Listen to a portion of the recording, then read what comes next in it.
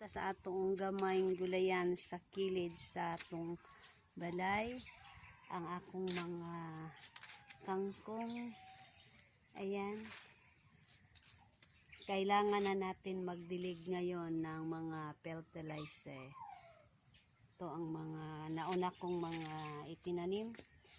Ito 2 days pang itinatanim. Ito radish,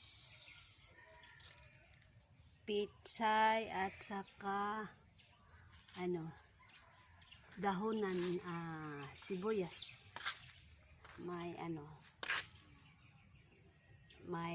atsal, siling atsal, at sa may kulikot, bagong bago. Ayan,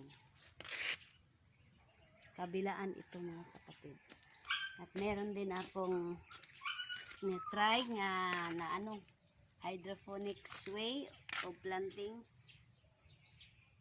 Lang ito, experiment pizza yan mga kapatid.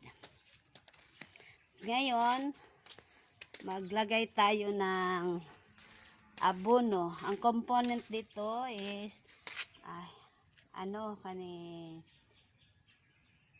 kinilis na bugas, kinilisan o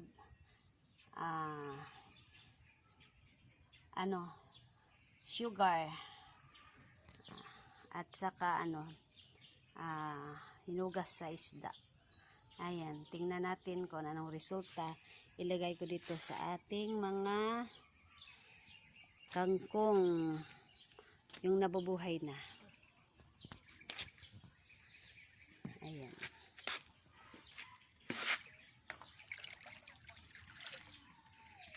Dito sa natin.